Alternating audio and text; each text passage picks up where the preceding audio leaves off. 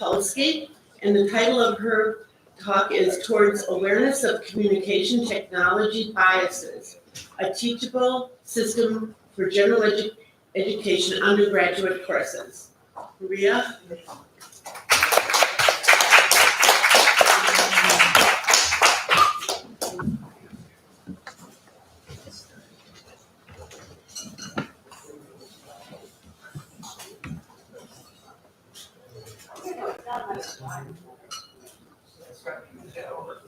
Unlike the president of the New York chapter of General Semantics, I love PowerPoints. And I'm very grateful to you for helping me with it. I think they're a great tool. Yes. Yes. Okay. Present to you. I would like to start with a reference to Douglas Rushkoff's statement at Media Ecology Conference in June in New York, where he was talking about saving the world from the digital madness. And he said, we're it. We media ecologists actually have the instruments to try to save the world. So this is what my talk is about. I made a smart decision to enroll in the course offered by the Institute of General Semantics this summer, taught by Mary Lachman. And in response to some of my queries, Mary said something that opened my eyes. She said Korzybski's intent was to create a teachable system that everyone could learn. Oh my God. This is what I have been trying to do for the past couple of years. I was putting together a reader for my undergraduate students so that we can get them young. And some of you may have seen that report in the latest journal, etc. Highly encourage you to read it. It's a wonderful, wonderful issue. Thanks, Tom. So today I would like to update you to new things that I have added. And of course, I have noticed a lot of typos when I looked at the printed version, but that happens always. So anyway, I created a separate midterm assignment, which I'm grading right now. And I'm asking students to, well, after we spend 5 weeks talking, to list what cognitive skills are developed by each of these technologies.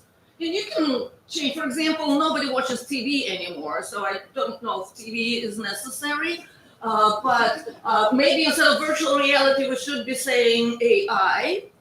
But in any case, students, actually most of them have passed that one, only one F. They list the cognitive skills, and then we talk about the accumulative approach. And the next follow-up question is, which of these skills are your strongest? Which of them are your weakest? And create a brain workout program for yourself. So students, we talked about you go to the gym, you work legs, you work arms, then you work your core, then you do cardio. And one of the students said, you should be working the core every day. And that became the motto. Because, of course, most students reported that they're strongest either in oral or in digital, or in oral and digital. And almost in chorus, every class was saying, but you should work out the core every day. So I was very pleased to see when people were creating those workout schedules, which included reading a book. At least once a week. I had to give students an additional assignment because they were not readily understanding the concept that reading a printed book enhances your ability to follow a complex, long, nuanced argument. So I had to make it a separate assignment. A lot of people, and it starts with what arguments are considered complex. I was shocked to see that they went online and copied. A complex argument is the one that has a statement and a sub-statement, and so we need to work on that a little bit more.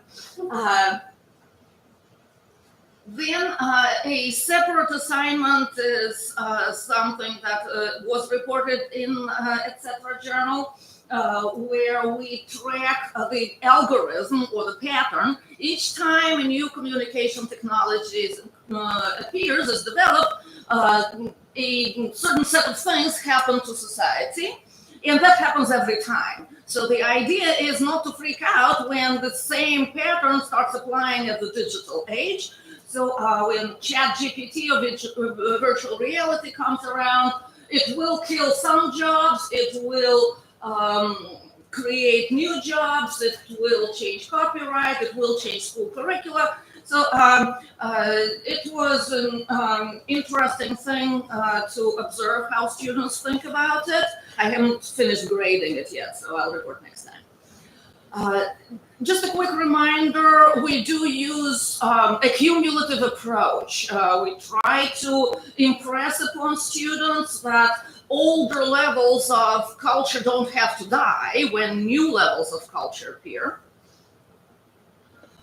And over the summer, I have hired some of my children's friends to read through the textbook and give me feedback. A shout out goes to Mr. Kyle Plank. I will show him the video.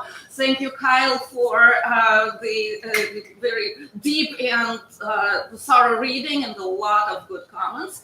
Another shout out goes to Jax Wokas, who is a major in social work and indigenous studies at the University of Washington. He read the packet, gave me good feedback, and he said what is glaringly missing is indigenous perspectives.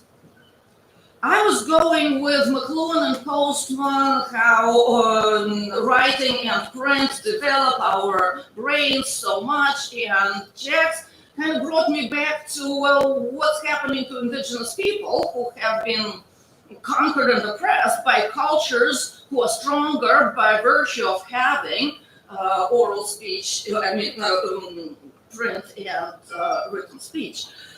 So Jax directed me to the work of Larissa Behrens, who is a professor of law and director of research at the Institute of Indigenous Education Research in Sydney, Australia. Fascinating reads. I included her article in the packet. Storytelling is a transformative practice, and nowhere is it more true than within the institutions of our society, including universities and the legal system. Indigenous perspectives can challenge the assumptions within these institutions that have been crafted with the values of the dominant colonial culture. I was embarrassed that I hadn't thought about it before, and I'm very grateful to Jax for bringing this to my attention. And of course, my daughter summarized Jack's comments as, "Mom, the field has evolved, but you are still stuck with a dead white man." So Jack didn't say that. He was a very polite young man. Anna hit the nail on the head. So I do encourage us to look at how we present oral speech in conjunction with writing and print. There are a couple of placeholders, some other things that I will be adding to the packet. For example, words have power. Again, I was very excited to read with the students the part from McLuhan where he says, with the appearance of writing, the words lose their magical power. They become objects on a page. And no, they don't. Affirmations still make a lot of sense for a lot of people. Oral words still work as a spell. So it's something that they need to work on some more. In another placeholder that I'm going to expand in the reader is the studies that show that we human beings react to emotional pain very quickly. Physical pain very quickly. But emotional pain and psychological suffering of other people take a little bit of time to register in our brains. And Nicholas Carr, this is from Nicholas Carr, sort of asked the question, with the speed of digital reactions, is it something that may be endangered? Is it something that we may be losing? So, coming soon. Another thing that I added after the etc. journal was published is students and I had a lot of fun coming up with the acronyms. It was inspired by the work of John Dowd, Prime Biases of Digital Media, which he published in Explorations in Media Ecology a couple of years ago. So his acronym is PRIME. Personalization, rapidity, integration, mobility, and entertainment. But we decided that we're going to make a different one. It's either scrabs or stabs. Depends on how you use digital media. So scrabs, digital media actually can encourage in us self-control, cosmopolitanism, responsibility, and awareness, if we use it correctly. I think most of you will agree that broad reach and superficial, shallow information take priority in the digital world. Stabs, on the other hand, is something that we receive if we abandon cosmopolitanism and responsibility. Stabs, T stands for tribalism. It will still be shallow and broad, and it is very easy to end in a bubble. So choose whether it's scrabs or stabs, and we haven't come up with perfect acronyms yet.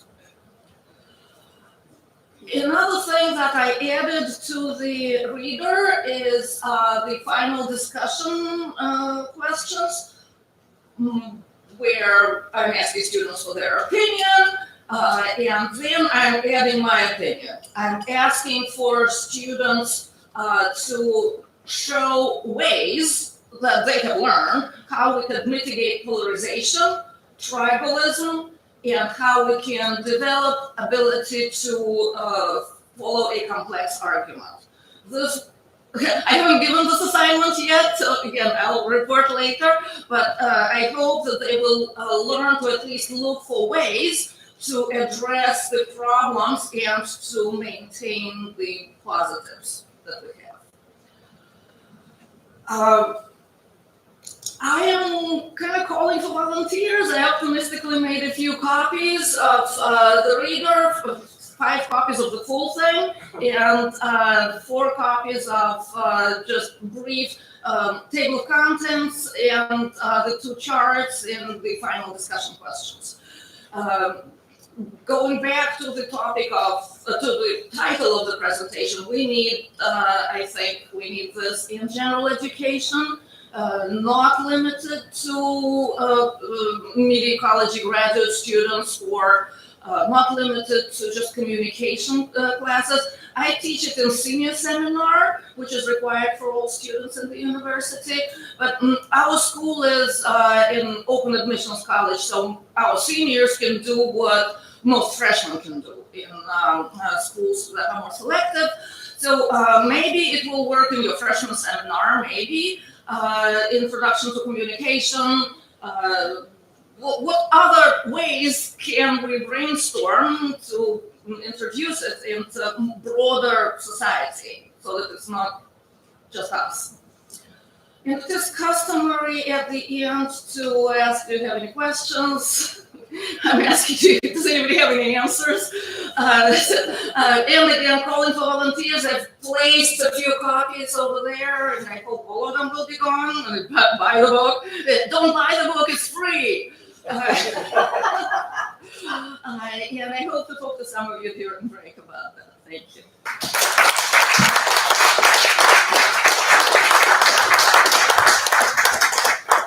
Thank you, Maria. Bye.